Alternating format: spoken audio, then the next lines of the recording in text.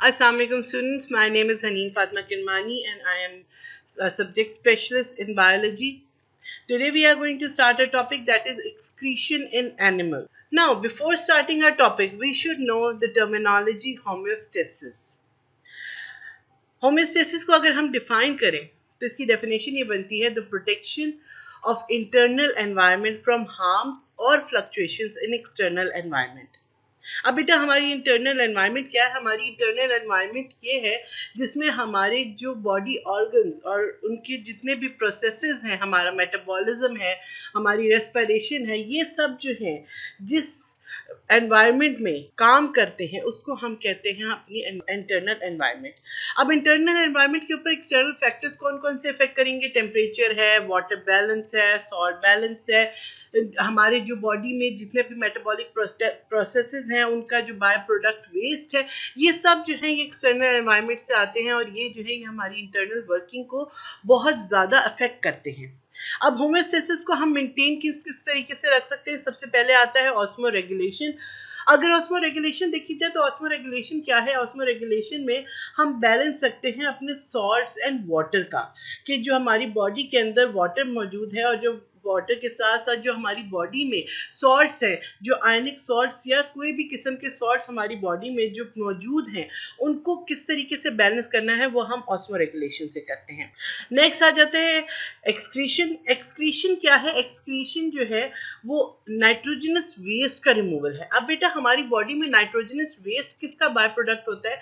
हमारी बॉडी के अंदर जो प्रोटीन्स हैं, प्रोटीन्स के अंदर मौजूद होते हैं अमाइनो एसिड्स, और अमाइनो एसिड में आपने पढ़ा हुआ है कि अमाइनो एसिड में एक अमाइन ग्रुप प्रेजेंट होता है। अमाइन ग्रुप किस तरीके से बनता है? नाइट्रोजन और हाइड्रोजन से। उस अमाइन ग्रुप का जो वेस्ट प्रोडक्ट है या बाय प्रोडक्ट है वो जो है वो एक्सक्रीशन के थ्रू नाइट्रोजनस वेस्ट में रिमूव होता है। नेक्स्ट है हमारे पास थर्मो रेगुलेशन। थर्मो रेगुलेशन क्या है? थर्मो रेगुलेशन में जो हमारा बॉडी टेम्परेचर है, मीन्स की जो एक्सटर्नल बॉडी टेम्परेचर है, उसको हम अपने इंटरनल बॉडी टेम्परेचर के साथ जो है फ्लक्चुएशंस जो है एक्सटर्नली जो टेम्परेचर में आती हैं उनको जो है अपने इंटरनल फ्लक्चुएशंस के साथ जो है मैच करते हैं, उसको हम कहते हैं थर्मो रेगुलेशन। अब बेटा हमने बात करनी है एक्सक्रीशन की, जो सेकेंड पॉइंट है हमारे होमोस्टेसिस का। हमने अभी बात की कि एक्सक्रीशन जो है उसको अगर हम डिफाइन करें, it is the mechanism in which we eliminate nitrogenous waste. अब बेटा बात ये आती है कि नाइट्रोजनस वेस्ट आता कहाँ? नाइट्रोजनस वेस्ट है क्या? बेटा नाइट्रोजनस वेस्ट जो है वो प्रोटीन्स और न्यूक्लिक एसिड के ब्रेकडाउन से एक बाय प्रोडक्ट होती है जो कि डीअमीनेशन होती है, मींस के रिमूवल ऑफ अमाइन ग्रुप। हमारे प्रोटीन्स जो हैं वो अमाइनो एसिड्स के बने हुए हैं और उन अमाइनो एसिड्स में एक ग्रुप है अमाइन ग्रुप जो कि NH2 ग्रुप है। इसको जब हम रिमूव करते हैं तो उससे जो है वो नाइट्रोजनस वेस्ट बनता है। अभी हम देखते हैं कि डीअमीनेशन होती क्या है। Deamination is removal of amine group from amino acids. अब आपके सामने स्क्रीन पे जो है अगर आप देखो तो अमाइनो एसिड का पूरा जो है एक स्ट्रक्चर मौजूद है। इसमें जो सेंट्रल कार्बन है जिसको हम अल्फा कार्बन कहते हैं, उसके साथ जो है वो 4 बॉन्ड्स बने हुए हैं, एक हाइड्रोजन का, एक जो है वो अल्काइल ग्रुप का, एक कार्बोक्सिलिक एसिड ग्रुप है और एक अमाइन ग्रुप है। अगर हम कार्बोक्सिलिक एसिड ग्रुप की बात करें तो कार्बोक्सिलिक एसिड ग्रुप जो है उसकी जब ऑक्सीडेशन होती है, मींस की रेस्पिरेशन में ऑक्सीजन की प्रेजेंस में जब इसकी ऑक्सीडेशन होगी तो carbon dioxide and water and जो एक्स्ट्रा ग्लूकोज बनता है वो ग्लाइकोजन के तौर पे लिवर एंड मसल्स में जो है स्टोर हो जाता है। कार्बन डाइऑक्साइड एंड वाटर जो है वो हमारी बॉडी से थ्रू ब्रीदिंग एंड थ्रू जो है वो रेस्पिरेशन रिमूव हो जाता है। जो एक प्रॉब्लम देता है वो ये प्रॉब्लम देता है अमाइनो ग्रुप या अमाइन ग्रुप जो है, क्योंकि अमाइन ग्रुप जब ऑक्सीडाइज होकर रिमूव होता है तो उसकी ऑक्सीडेशन से जो है वो अमोनिया जो है वो प्रोड्यूस होती है।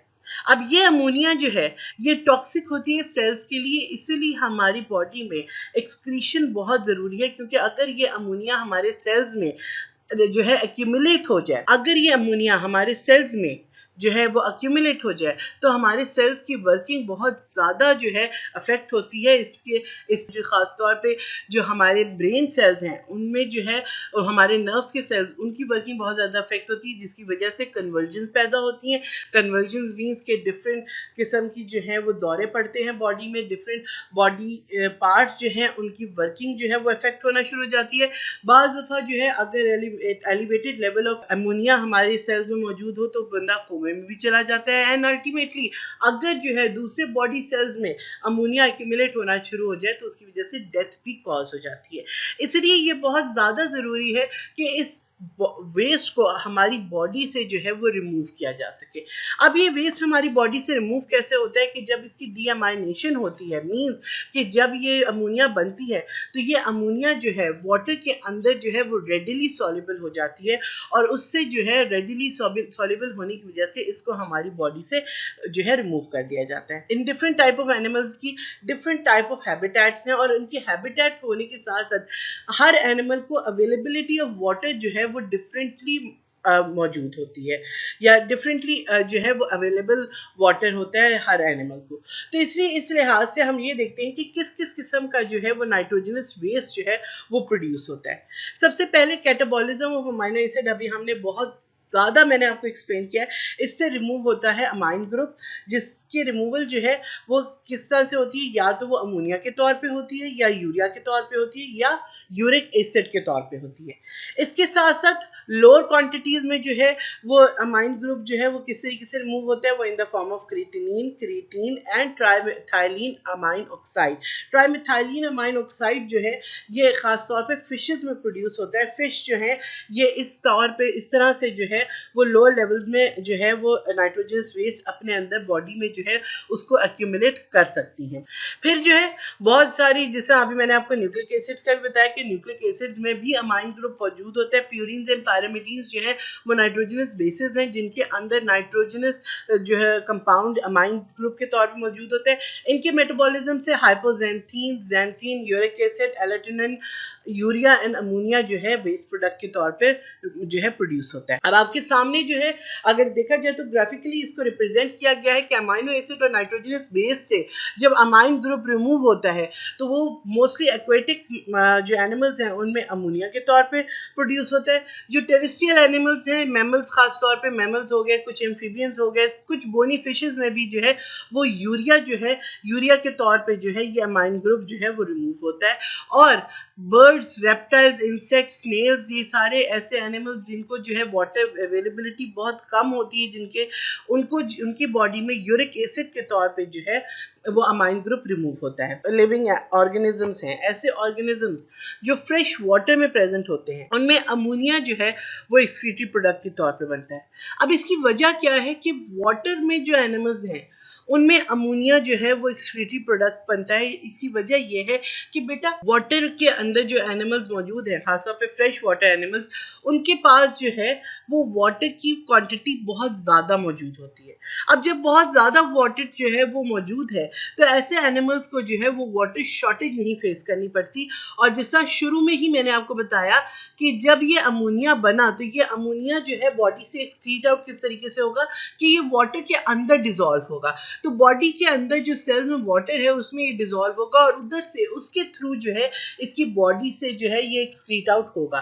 तो इसलिए जो है वाटर की अवेलेबिलिटी एक मेन रोल प्ले करती है। और जिससे जो अमोनोटेलिक्स होते हैं उनको क्योंकि वाटर अवेलेबिलिटी बहुत ज़्यादा होती है तो इसलिए ये जो है ये एज अ एक्सक्रीटरी प्रोडक्ट जो है अमोनिया प्रोड्यूस करते हैं। अब या अगर मैं इसको इस तरीके से आपको समझाऊं कि 1 ग्राम जो नाइट्रोजन अमोनिया में मौजूद होता है उसको एक्सक्रीट करने के लिए ऑलमोस्ट 500 ml ऑफ वाटर की जरूरत होती है।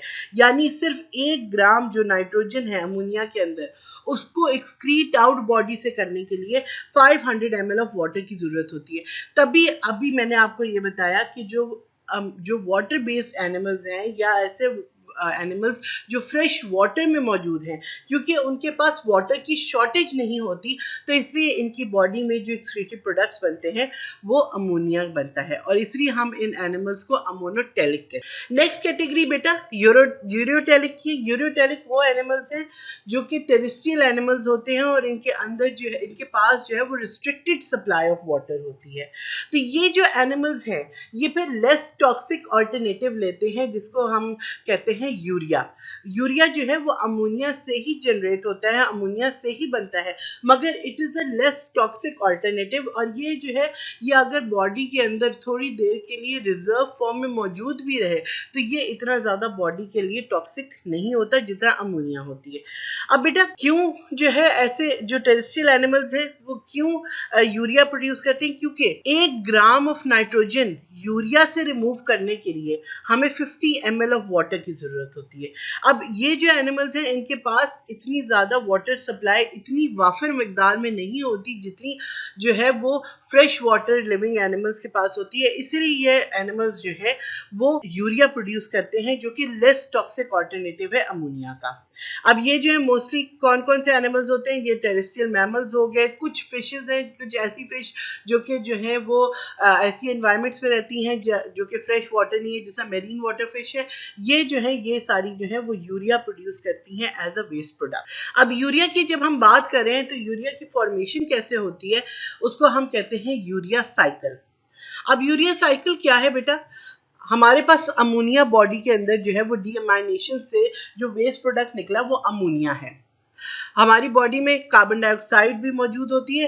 अमोनिया का एक मॉलिक्यूल जो है वो कार्बन डाइऑक्साइड के मॉलिक्यूल के साथ कंबाइन करता है और वाटर की रिमूवल होती है, और ऑर्निथीन जो है ये ऑलरेडी यूरिया साइकिल जो चल रहा होता है, तो पिछले यूरिया साइकिल से प्रोड्यूस हुई हुई ऑर्निथीन जो है वो अमोनिया और कार्बन डाइऑक्साइड के साथ मिलती है और मिलके जो है वो सिट्रुलिन का मॉलिक्यूल बनाती है। सिट्रुलिन के साथ एक और मॉलिक्यूल ऑफ अमोनिया जो है वो मिलता है और उसके साथ ही जो है वो आर्निजीन की प्रोडक्शन होती है। आर्निजीन जो है, अब ये आर्निजीन के बनने के बाद ये साइकिल जो है वो 2 प्रोंग्स में जो है वो डिवाइड होता है। अगर आर्निजीन के बनने के बाद आर्निजेज एंजाइम जो है वो मौजूद हो तो फिर जो है वो यूरिया की प्रोडक्शन हो जाती है और ये यूरिया जो है ये बॉडी से एक्सक्रीट आउट हो जाता है। इन केस अगर आर्निजेज जो है वो नहीं मौजूद होता तो आर्निजीन जो है वो ऑर्निथीन में कन्वर्ट हो जाती है और ये ऑर्निथीन जो है ये नेक्स्ट यूरिया साइकिल की तरफ जो है वो मूव कर जाती है। तो ये जो है ये यूरिया साइकिल जो होता है ये लिवर में मोस्टली जो है वो अकर होता है और इधर जो है यूरिया की प्रोडक्शन होती है और फिर ये यूरिया जो है ये हमारी किडनीज की तरफ मूव करता है जहां से ये हमारी बॉडी से एक्सक्रीट आउट होता है। अब हम आते हैं अपनी नेक्स्ट कैटेगरी की तरफ, दैट इज यूरिकोटेलिक। यूरिकोटेलिक बेटा वो एनिमल्स होते हैं जिनको एक्यूट शॉर्टेज ऑफ वाटर का सामना करना पड़ता है। मींस कि इनके पास जो होता है वाटर रिजर्व बहुत कम होता है, इसकी वजह से जो है इनको वाटर जो होती है वो इतनी रेडिली अवेलेबल नहीं होता, तो इसकी वजह से ये जो है ये अपना जो एक्सक्रीटिव प्रोडक्ट है वो यूरिक एसिड जो है वो प्रोड्यूस करते हैं। अब यूरिक एसिड एक्सक्रीटिव प्रोडक्ट क्यों ये यूज करते हैं प्रोड्यूस करते हैं? क्योंकि जो यूरिक एसिड है उसमें 1 ग्राम नाइट्रोजन जो यूरिक एसिड से रिमूव करना होता है उसके लिए सिर्फ 1 ml वाटर की जरूरत होती है, यानी सिर्फ 1 ml ऑफ वाटर जो है वो जरूरी होता है ताकि वो 1 ग्राम नाइट्रोजन जो है वो यूरिक एसिड से रिमूव कर सकें। अब ये कौन कौन से एनिमल्स होते हैं जो कि यूरिक एसिड प्रोड्यूस करते हैं? जैसे रेप्टाइल्स हो गए, बर्ड्स हो गए, स्नेल्स हो गए, ये सब ऐसे एनिमल्स हैं जिनको एक्यूट शॉर्टेज ऑफ वाटर का सामना करना पड़ता है, इसलिए ये जो है ये एक्सक्रीटिव प्रोडक्ट जो है वो यूरिक एसिड के तौर पर प्रोड्यूस करते हैं। अब बेटा यूरियोटेली और यूरिकोटेली मींस के यूरिया और यूरिक एसिड प्रोडक्शन जो है ये एवोल्यूशनरी एडेप्टेशंस हैं। अब ये एवोल्यूशनरी एडेप्टेशंस क्यों है ये हम देखते हैं। सबसे पहले अभी हमने बात की केमिकल एडेप्टेशन की, जिससे मैंने अभी आपको बताया कि सबसे पहले अगर देखें तो अमोनोटेलिक्स रखे हुए थे। अमोनोटेलिक्स मींस कि जो अमोनिया प्रोड्यूस करते थे। ये सारे जो हैं ये ऐसे एनिमल्स हैं जो कि वाटर में रहते थे, जो कि जो था एक्वेटिक एनिमल्स थे। ये अमोनिया प्रोड्यूस करते थे क्योंकि इनको जो था शॉर्टेज ऑफ वाटर का सामना नहीं करना पड़ता था। मगर जैसे जैसे आप देखिए एवोल्यूशन को अगर हम फॉलो करें तो जैसे जैसे वाटर से लैंड की तरफ एवोल्यूशन हुई, मींस के वाटर से वाटर से जो है वो टेरिस एनवायरनमेंट की तरफ या लैंड की तरफ मूव करना शुरू हुए एनिमल्स, तो उनको जो था वो शॉर्टेज ऑफ वाटर का सामना करना पड़ा। और इसलिए जब शॉर्टेज ऑफ वाटर का सामना करना पड़ा तो उधर से यूरिया और यूरिक एसिड की प्रोडक्शन जो थी वो शुरू हुई। ऐसे एनिमल्स जिनके पास जो था वाटर अवेलेबल था मगर उनको रिस्ट्रिक्टेड सप्लाई थी, तो उन्होंने यूरिया को जो था वो as a excretory product produce करना शुरू किया। और ऐसे एनिमल्स जिनको एक्यूट शॉर्टेज ऑफ वाटर का सामना था, मींस कि उनके पास जो था वाटर उतना भी मौजूद नहीं था और नहीं होता कि वो जो है वो अपनी जो है वो नाइट्रोजन रिमूव कर सके, उन्होंने यूरिक एसिड को जो था वो प्रोड्यूस करना शुरू किया, क्योंकि यूरिक एसिड जो है वो क्रिस्टल्स के तौर पे जो है वो बॉडी से एक्सक्रीट आउट होता है, उसके लिए जो है वो वाटर इतना ज्यादा नहीं यूज करना पड़ता। अब जो दूसरी क्या अडेप्टेशंस हैं वो है स्ट्रक्चरल अडेप्टेशन। स्ट्रक्चरल अडेप्टेशंस क्या है कि किस किस्म के स्ट्रक्चर्स जो है वो नाइट्रोजनस वेस्ट को एलिमिनेट करने के लिए जो है वो इवॉल्व हुए हैं। सबसे पहले अगर देखा जाए तो प्रोटोनेफ्रीडियम है। प्रोटोनेफ्रीडियम जो है वो हमें प्लेनेरिया में नजर आता है। It is a tubular canal जो कि जो है वो ब्लाइंडली एंड होती है। फिर जो है मेटानेफ्रीडियम है। मेटानेफ्रीडियम जो है वो नेफ्रीडियो पोर्स ओपन होते हैं और ये भी ट्यूब्यूलर पूरा का पूरा एक्सक्रीटरी ट्यूब्यूलर सिस्टम है। फिर आ जाते हैं मेल्फिगियन ट्यूब्यूल्स। मेल्फिगियन ट्यूब्यूल्स जो है वो इंसेक्ट्स में मौजूद होते हैं, कॉकरोचेस, ग्रास हॉपर्स वगैरह। इन ये जो है वो डाइजेस्टिव सिस्टम के साथ जो है मिलते हैं और ये डाइजेस्टिव सिस्टम में ही जो है वो सारा जो नाइट्रोजनस वेस्ट होता है वो डाइजेस्टिव सिस्टम के थ्रू ही जो है वो एलिमिनेट करते हैं। लास्टली जो है वो नेफ्रॉन्स हैं। नेफ्रॉन्स हमारी किडनीज के अंदर मौजूद हैं, ये भी ट्यूब्यूलर सिस्टम्स है और ये जो है ये हमारा जितना भी नाइट्रोजनस वेस्ट है उसको फिल्टर करके जो है वो हमारी बॉडी से यूरिन की सूरत में जो है वो एक्सक्रीट आउट करवाते हैं। अब बेटा ये जो मैंने आपको पूरी स्ट्रक्चरल अडेप्टेशंस बताई, ये इसलिए बताई क्योंकि अब हम पढ़ेंगे वो रिप्रेजेंटेटिव एनिमल्स जिनमें जो है वो हम पूरा एक्सक्रीटरी सिस्टम का एवोल्यूशन देखेंगे कि कैसे कैसे जो है वो डिफरेंट एनिमल्स में डिफरेंट एक्सक्रीटरी सिस्टम्स जो हैं वो मौजूद होते हैं। सबसे पहला जो हमारे पास मॉडल एनिमल है that is hydra. Hydra is a cnidarian and it is from phylum coelenterata. इसमें अगर हाइड्रा की बॉडी देखी जाए तो हाइड्रा की बॉडी जो है it is diploblastic body. Diploblastic body क्या इसको इसलिए कहते हैं बेटा, अगर आप अपनी स्क्रीन पे जो डायग्राम है उसकी तरफ देखें तो इसमें जो है वो दो मेन लेयर्स मौजूद हैं। आउटर लेयर जो है इसको हम एपिडर्मिस कहते हैं, ये आउटसाइड द बॉडी मौजूद होती है और ये बॉडी को पूरा का पूरा आउटसाइड लाइन करती है। और इनसाइड द बॉडी जो है वो गैस्ट्रोडर्मिस होती है। गैस्ट्रोडर्मिस जो है वो गैस्ट्रोवेस्कुलर कैविटी को जो है वो लाइन करती है, क्योंकि ये इसकी जो है इसकी गैस्ट्रोवेस्कुलर कैविटी जो है उसके बाहर के जो सेल्स होते हैं उनको हम कहते हैं गैस्ट्रोडर्मिस। तो गैस्ट्रोडर्मिस और एंडोडर्मिस जो है यही दो मेन बॉडी लेयर्स होती हैं हाइड्रा में, इसलिए हम इसको कहते हैं कि it has a diploblastic body. और इन दोनों लेयर्स के दरमियान एक जेली लाइक मटेरियल मौजूद होता है जिसको नाम देते हैं मेसोग्लिया का। अब बेटा अगर देखा जाए तो हाइड्रा की जो है हाइड्रा में कोई स्पेशलाइज्ड ऑर्गन सिस्टम्स मौजूद नहीं होते, क्योंकि अभी मैंने आपको बताया कि इसकी डिप्लोब्लास्टिक बॉडी है, दो लेयर्स के दरमियान इसकी बॉडी जो है वो पूरी की पूरी बॉडी सिस्टम जो है वो मौजूद होता है। तो ऐसा एज सच कोई एक्सक्रीटरी ऑर्गन्स भी जो है इनके अंदर नहीं प्रेजेंट होते। इनमें जो है एक्सक्रीशन जो होती है वो थ्रू ऑस्मोसिस होती है। ये मोस्टली जो है वो फ्रेश वाटर में प्रेजेंट होते हैं, तो इनकी फ्रेश वाटर में प्रेजेंट होने की वजह से ये जो है इनकी बॉडी की एनवायरनमेंट जो है वो आउटर एनवायरनमेंट के साथ जो है वो आइसोटोनिक रहती है, तो इसकी वजह से आइसोऑस्मोटिक एनवायरनमेंट में जो है वो सारी प्रोडक्ट्स जो है वो सिंपली डिफ्यूज इन और डिफ्यूज आउट जो है होती हैं। अब नेक्स्ट जो हमारे पास एनिमल है दैट इज प्लेनेरिया। प्लेनेरिया सबसे पहले बेटा प्लेनेरिया जो है वो फ्लैट वर्म्स होते हैं। ये क्लास प्लेटीहेल्मिन्थीज से बिलोंग करते हैं, जिसको नाम जिसका मतलब होता है फ्लैट वर्म्स। अब ये जो है प्लेनेरिया की अगर हम एनवायरनमेंट देखें तो ये फ्रेश वाटर में प्रेजेंट होते हैं। फ्रेश वाटर जो बॉडीज हैं उनकी जो बिल्कुल निचली लेयर होती है उसमें ये सबस्ट्रेटम के साथ मौजूद होते हैं। ये अक्सर जो है वो रॉक्स या जो है सैंड के ऊपर ये मौजूद होते हैं और वहीं से जो है ये अपना सारा जो है फूड वगैरह लेते हैं। इनकी अगर बॉडी देखी जाए तो बॉडी जो है it is a triploblastic body. Triploblastic body का मतलब ये है कि इनकी बॉडी की 3 लेयर्स होती हैं, एपिडर्मिस, मेसोडर्मस एंड एंडोडर्मस। एपिडर्मस जो है वो बॉडी की आउटर लेयर होती है, मेसोडर्मस जो है वो बॉडी की मिडिल लेयर होती है, और एंडोडर्मस जो है वो बॉडी की इंटरनल लेयर होती है जो कि सारी ऑर्गन्स को जो है लाइन करती है। इसी वजह से इनकी जो है, क्योंकि इनकी मैंने अभी बताया कि एंडोडर्मस जो है वो सारे ऑर्गन्स को लाइन करती है, तो इनके अंदर जो है वो एक्सक्रीटरी सिस्टम जो है वो पूरा फुली डेवलप्ड होता है, जिसको नाम देते हैं प्रोटोनेफ्रीडियम का। अब अगर हम प्रोटोनेफ्रीडियम देखें तो प्रोटोनेफ्रीडियम क्या है? प्रोटोनेफ्रीडियम जो है, these are network of close tubules जिनके अंदर इंटरनल ओपनिंग्स होती हैं। ये जो है पूरी क्लोज ट्यूब्यूल्स का एक नेटवर्क होता है जिनकी इंटरनल ओपनिंग्स होती हैं। इनकी इंटरनल ओपनिंग्स को जो है हम कहते हैं फ्लेम सेल्स। आपके सामने जो डायग्राम बनी हुई है उसमें आप देखें तो इनको, ये जो है, ये जितनी भी हमें जो है ये सारी ट्यूब्यूलर सिस्टम नजर आ रहा है, एक्सक्रीटरी कैनाल जिसको कह रहे हैं, तो ये सारा का सारा जो है ये पूरा प्रोटोनेफ्रीडियम का सिस्टम है। और अगर इसको हमने बड़ा करके देखा हुआ है तो बड़ा करके आप देखिए तो जहां पर ये बेंडिंग्स आ रही हैं तो वहां पर जो है फ्लेम सेल्स आपको नजर आएंगे। फ्लेम सेल्स का अपना एक न्यूक्लियस होता है और ये सारे ट्यूब्यूलर सिस्टम में जो है ये फ्लेम सेल्स जो होते हैं वो मौजूद होते हैं।